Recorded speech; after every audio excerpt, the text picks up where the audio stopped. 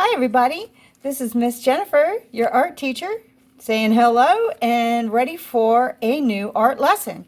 Now we are back to mantra cards, and as you see, I have almost finished all of mine, not quite. There's one for each month that we're going to be in school this year, and we are on our second one. Everyone can learn. There's a difference between not knowing and not knowing yet. Okay, so that's what we are going to be making our card. And you should have already had your mantra cards that you can cut out. And here is the blank template to use for me. And as you see, this one I did in highlighter. But since you guys at home don't have highlighters necessarily, we're going to go back to using the markers, and we're going to revisit maybe some techniques that we used before. So the first thing we got to do is start our brainstorming. So today you see I do have my pencil with an eraser, I have a black Sharpie, and I have some markers. If you don't have a black Sharpie, guess what? A ballpoint pen will work just fine. Let's go ahead and begin. The first thing we want to do is brainstorm. So everyone can learn. That's kind of hard. How do you show that? Well, you see on this one, I use a symbol for an idea, which is a light bulb. I also use a pencil because I like to draw out my ideas. So I just put those two things together and I created my card. But what you can do is you can look up symbols for ideas, which I did. So one of them, it's right here on the computer, which I don't want to move the camera, but there you go. I got a light bulb. And then guess what else they had over here? They had brains. Can you see that? Also, sometimes a question mark is a good one. It makes you, what are you thinking? And so you can just look it up. They had pictures of human heads with, brains inside them. So I encourage you to look up images on the internet to give you ideas. You don't have to copy those images. In fact, we really don't want to copy, but you can use those for inspiration, right? So these are just ones I'm looking at right now, and I'm going to do some sketching to come up with what I want my idea to be. And that's exactly what I did here already. But I'm going to do a different one just to show you that you don't have to get locked in to any one thing. So let's go ahead and come here. What I'm going to do is I want to show myself looking up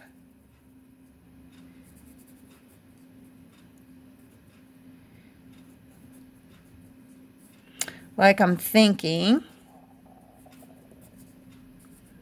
And there I am. And I want this to be at the bottom of the card. And I want this to be at the top of the card. And maybe I'm going to make a canvas here with my idea on what is it going to be. What am I going to do next? Who knows, right? So there I go. And that's what I want my card to look like. So now I just have to translate it over here. Notice I'm going to start. I did this sketch really quick. And so now what I'm going to do is I'm going to continue. I'm going to put my hand up here. And maybe I'm going to look a little more dreamy in this one. But if you put the eyes looking up, it will give it that effect.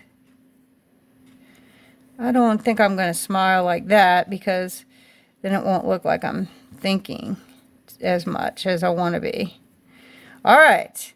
And now I can do it like this because now that I think about it, that's usually a thought bubble, looks like that.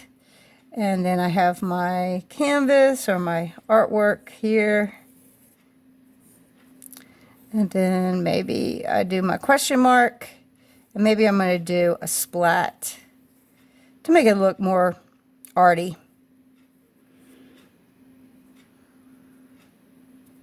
How about that? Pretty good? So you see how I took this one and I changed it to this one.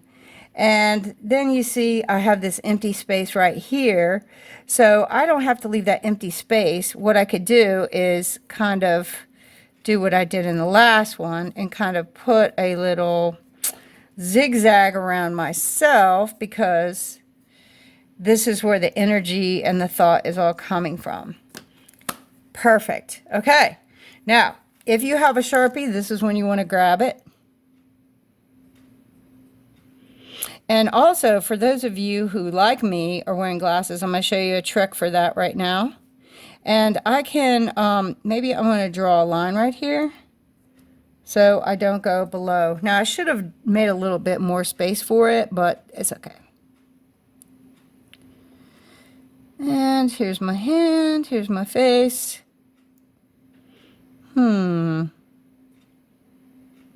All right, so far so good. Now watch this. There's the eyes looking up. I have glasses, so I'm going to draw the glasses on last. A lot of people have trouble drawing glasses, but there you go. Once you have the face, it's not hard to put the glasses. And there we are. Here's me thinking. I'm going to put a little more hair over here, even though I don't really quite have that much. And here goes the thought bubble. On up we go. And I'm going to bring it down a little bit from that learn so it doesn't get so close like this one did. And now I'm going to do the zigzag. Energy coming around the person. And let me go ahead and block this off. Since I did it at the bottom, I'll do it at the top. Last thing I'm going to do is finish coloring in this here. Now, one of the things I notice with students, a lot of times they'll have a great drawing and then the execution of their media prevents it from looking really good at the end. What I want you to start doing as you're creating, after you create these, is really give them a look and see if it shows up as well as what you were hoping. Because it might, and then again, it might not. If it's not coming out the way you hope, then you can always go back and make it better. Or try again.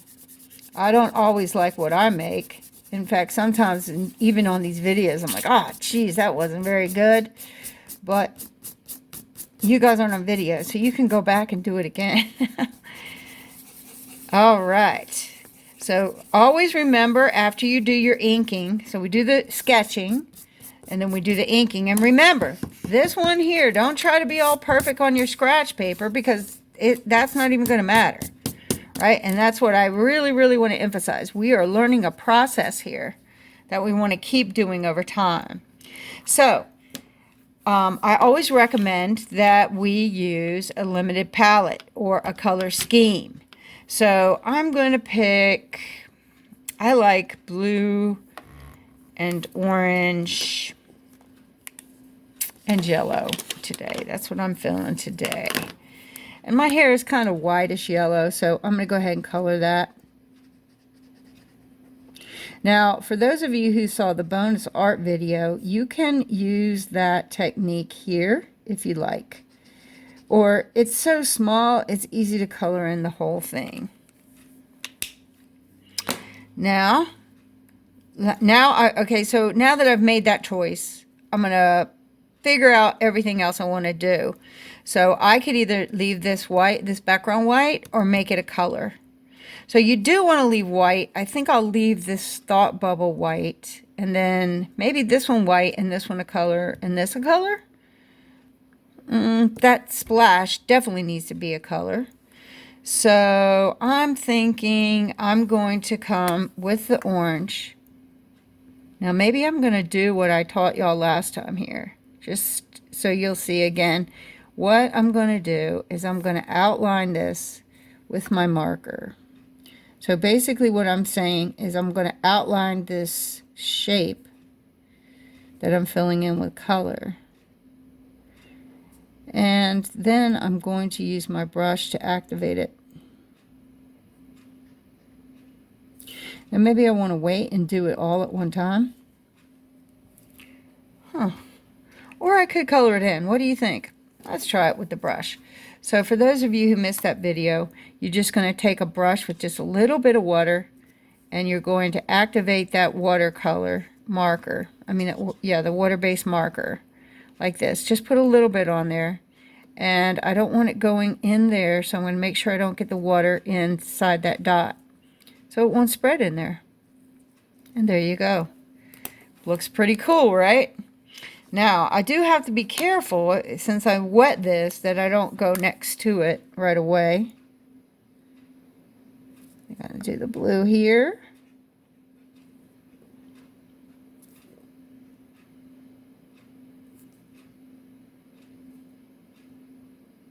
I'm trying to be more careful about letting you all see what I'm actually drawing.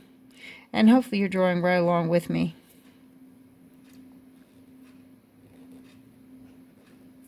What I really like about this method is that it's going to look good whether you have a lot of hand control or not. Some of you do, some of you don't. But we're all working towards building that hand control, because that is important, especially if you're going to be an artist. And there we go. Now, some people do their color like they know in their mind already what they want it to look like. I'm kind of more like I build it as I go. So we're going to build this as we go together. So you see that one's blending together because I did it right next to each other when it was wet. But I kind of like it, so I'm okay with that.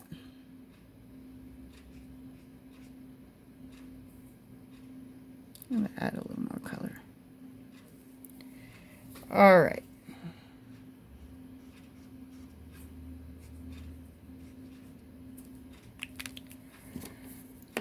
Let's see here. Wow, it's starting to look pretty good, huh? Okay. Now, I said I was going to leave that white, and it looks like I got some white in there. But that is, the reason why that's happening on this is it is just regular printer paper. So it's going to not hold the color as well as the watercolor or thicker paper of the cards that we used earlier. So I wanted the thought bubble to be white, and now I'm going to maybe repeat those colors that are already used. Maybe I'm going to make this one yellow, and I'm going to go ahead and color this all the way in, because this is pretty fine detail. And I don't want to get that same effect that I have down here, because it's bleeding a little too much. It's not going to work well in this small area. So you can, if you're going quickly, you can color it in. The main thing you want to do is not color in, to not leave all these white areas. So if it's a solid color, it's going to look a lot better. Okay, I heard that one of the students did not want to use the watercolor, the water on their thing when they made their rainbow, and that is perfect. You have choices to make. I'm just trying to show you different options that you have in making these. So it seems like it's hard to do something with only 3 colors, but as you see pretty quickly, it starts all holding together well because we don't have so many colors. And I'm just going to kind of repeat the same setup: yellow, orange, blue, yellow, orange, blue. So I'm repeating that same beginning in the second part here. And I'm making sure to go back and hit any areas I see I missed with this blue, because it really, really shows up if you leave some white behind on that blue. Ha! Nice. Okay, so I think it needs one more thing. And for me, it's going to be outlining this edge. And so I think it needs to be either orange or blue. And we got a lot of blue, so I think I'm going to roll with the orange. And all I'm going to do is take in that side of my, now see how I take the marker? See, a lot of kids color like this. Look, hold on, let me show you. Like this. If you take the side of it, look at that. It's so much easier to get your coverage when you use the side of your marker. So I'm just going to pull straight down.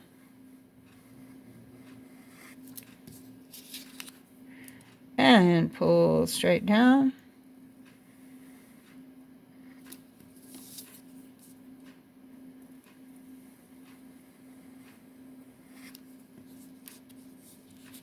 And this is really going to bring it together for me. Now, since I do have this bleed down here, what I can do is go back over this with a thicker marker as soon as it dries. Which, let me see if it's dry enough. Maybe. I don't know if it's going to be dry enough, but let me give it a try. I can just go back here like this and clean up those edges with my pen. And really I should let it dry a little more. But there you go. There's, even though it did some things I wasn't really anticipating because of this cheap paper, I can still clean it up a little bit with my black lines. No problem. What do you think? Better? All right. Now you know what's next. Where to go? All right, here we go. I got my card back. Now see, this is the card back that we will be using to glue this on. Now if you have a card for the back, that's better because this is stamped on here. But if you just have the printed back, then that, like this, that's fine too. You can glue this onto a card, a blank card, if you want. But if you don't need to, but if you do glue it on there, it's going to be a little bit better in terms of holding up. Now, what I prefer to do when I'm doing my gluing is to glue it on this backing. So I take my glue stick and I go all around the whatever is the harder paper, whichever one is the stiffer, because that's less likely to tear. Okay, these Mantra ones are on very thin printer paper, so they're not the greatest to use with a glue stick. And then you're going to carefully line it up like we learned. Now, if I were you, I would wait until it's all the way dry. And then you can, I always say press, press, press. I'm going to put a little more blue right here, just to tighten up these edges a little more, just to show you that at any point you can come back and make it look better. So this month we're going to remember that everyone can learn. There is a difference between not knowing and not knowing yet. And hopefully you now know a little more about art. Have a great week.